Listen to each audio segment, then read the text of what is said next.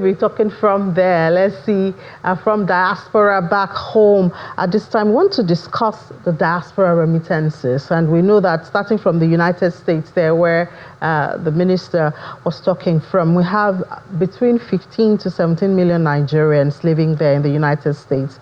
28% of formal flows come from there. 19% comes from the UK and innovative policy interventions. More about that, we saw that last year, 2024, diaspora remittances in Nigeria hit $20.93 billion, and that's 6% of GDP.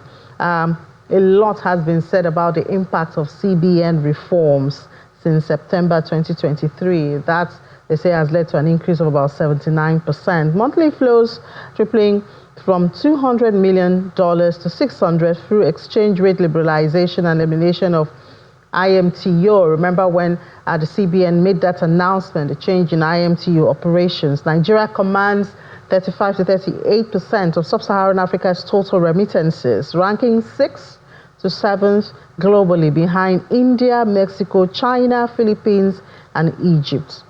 But unfortunately, the report says that about $18 billion is still being bypassed the official channels, so cannot be captured in all of the numbers that we have. Let's see perhaps if we can plug that hole, among other things, with Eche Emole. Eche Emole is the co-host of Afropolitan podcast and joins us virtually at this time. Hi, Eche, good morning and welcome to the program.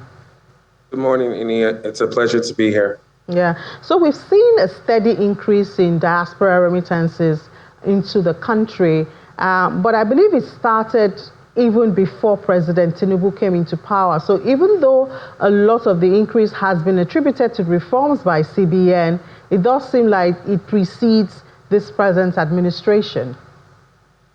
Yeah, no, it definitely did. I mean, in the 2010s, right, even under Goodluck, even under Buhari, we went as far as 25 billion, I believe, around 2014 or 2017, right?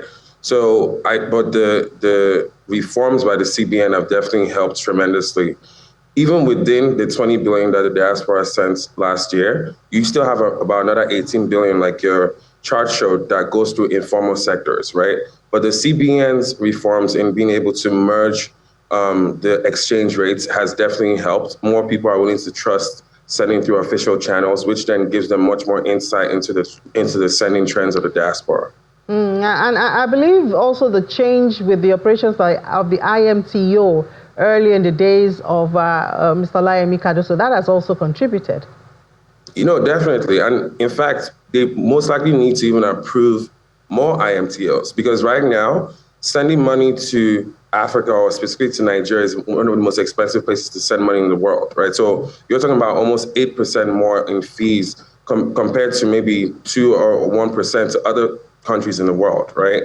And so if they actually increased access to maybe an additional 14 more IMTOs, it increases competition, thereby driving those fees down as well. To put this in perspective, if Nigerians send home $20 billion worth of remittances yearly, and you're charging almost 8%, you're talking about almost $200 million, worth of fees, right? That is a significant amount that could have actually been going to, some of the people on the ground. So I would say they should even, license a little bit more IMTOs as well. But is it licensing more IMTOs, or is it checking for a more efficient way, maybe more sophisticated fintechs and all of that? Shouldn't that be a solution rather than having more IMTOs? No, so I think it's all part of the package, right? So even working with the fintech companies, working with the banks, working with the IMTOs, it's one holistic package. But I think prior to a lot more IMTOs stepping into the business, a lot of businesses had monopolies, right? Western Union almost had like a 6% monopoly prior to a lot of these guys coming into town, right? They used to have exclusivity agreements, right? So part of that now is breaking those exclusivity agreements with the banks and allowing, a little bit more competition into the space. Yeah, okay. So now tracing all of this, is it true that most of these remittances are captured in the informal way family to family, friends to friends, and all of that. How much of it actually is captured in the official structure of Nigeria's remittances?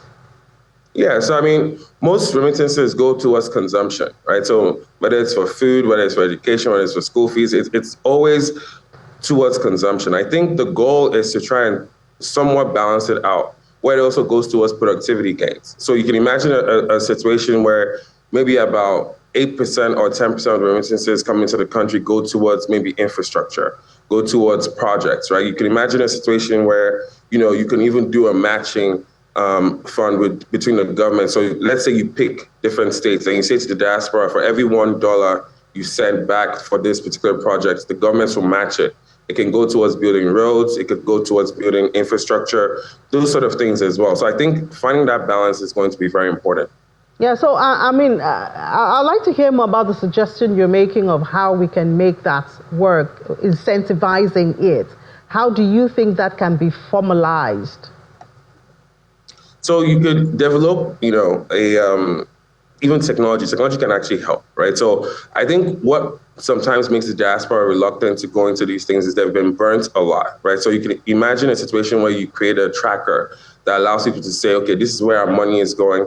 These are the projects that this money is going to. It's formalized. You're able to even set up, savings like products with partnerships with the banks so that the diaspora has more insights to where their money is going to when they send it back as well. It can be formalized, right? I think even when you talk about NIDCOM, right? NIDCOM's budget is, $1.5 million, which is like a drop in the bucket compared to their contemporaries in markets like India or Brazil or Mexico, right? So even increasing their budget to allow them to even have much more intentional outreach to the diaspora is also very important. So where can this start from? Does it start from the family? We know that it's mostly very informal, family to family and person to person. Or do we need another policy, government policy for this? No, I think it definitely is going to require intentional policy, right? And it includes education. You have to actually have intentional outreach to the diaspora. But the biggest part is coming and showing up in a very serious way. Most people in the diaspora, like I said, are very skeptical about trying to give money to the government because they don't feel like it's being put towards good use. But part of being able to engineer their trust is to be very transparent, maybe work with partners that the diaspora also respects, and then be able to educate people as to the reason why, listen, you've spent enough money maybe building a mansion in your village, right? But what does it look like to spend money to provide lights to the entire village so that you're not spending money on diesel every December when they come back home for Christmas, right? So these are the sort of ways to show them, like, look, we're serious about fixing these issues within the country, but we need your help. Because right now, like you said, remittances are almost 6% of our GDP, right? That's a huge amount, right? All right, Eche, just a minute, please. I'd like to direct our viewers on a DSTV platform. I'll head you to Kebbi State, where the APC, they're holding a stakeholders meeting that's starting now, but that's for our DSTV viewers. For other platforms, we're here on Business Morning. If you're watching on YouTube, you can just switch to the next platform or YouTube, and then you stay right here with us on Business Morning. And back to you, Eche. There's also the option of diaspora bond. What opportunities can we glean from there? To be honest, Nigeria has actually had one of the most successful diaspora bonds in Africa. I believe in 2017, we were able to raise about $300 million from a diaspora bond. That is something we can actually leverage again, right? There are other countries in Africa that have tried to do the same thing. Ethiopia tried, it didn't work out. I think Egypt has tried as well. It also didn't necessarily work out well. I think it is something maybe we can target another $1 billion diaspora fund. Again, it can be set up again to fund things like infrastructure and projects that allow the country to develop in a much more intentional way.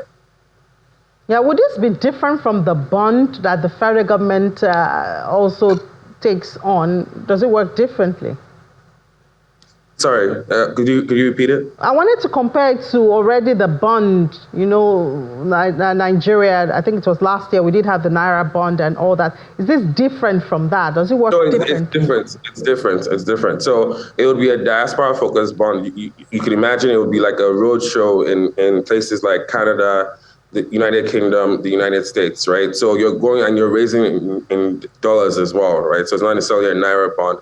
That is different. I think Naira bonds typically target like local investors within the country itself and maybe even within the continent. But a diaspora-focused bond would be going towards our diaspora and saying, hey, we want to raise from you guys, and these are the profile of returns or the return on your investment you can make from this bond as well. But that's more cost for the government. We're talking about debt servicing already, and putting it beside the GDP, and we see it growing. The World Bank is warning that it's going to grow even more than globally. That is, that debt servicing or debts will go about 100% more than the GDP. So, I mean, isn't this extra cost for the government? Sorry, Ini, I didn't hear the last question. I was asking, don't you think that will give even more debt servicing costs for the government? Already, we're looking for ways to cut debts and cut debt servicing.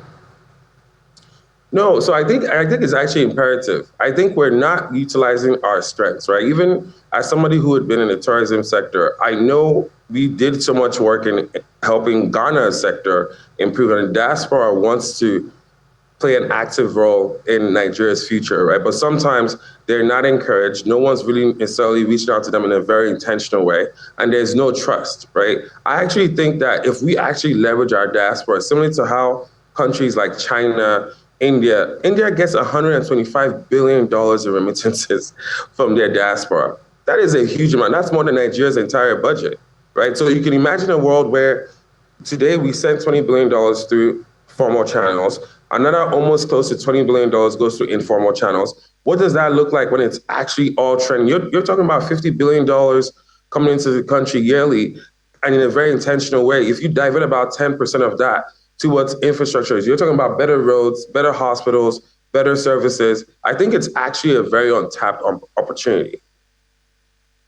Well, we do hope that a structure is given, incentives are also introduced to boost or encourage more diasporans to share, the remittances into infrastructure and production. Thank you so much for your time, Ichie Mole, co-host of the Afropolitan podcast.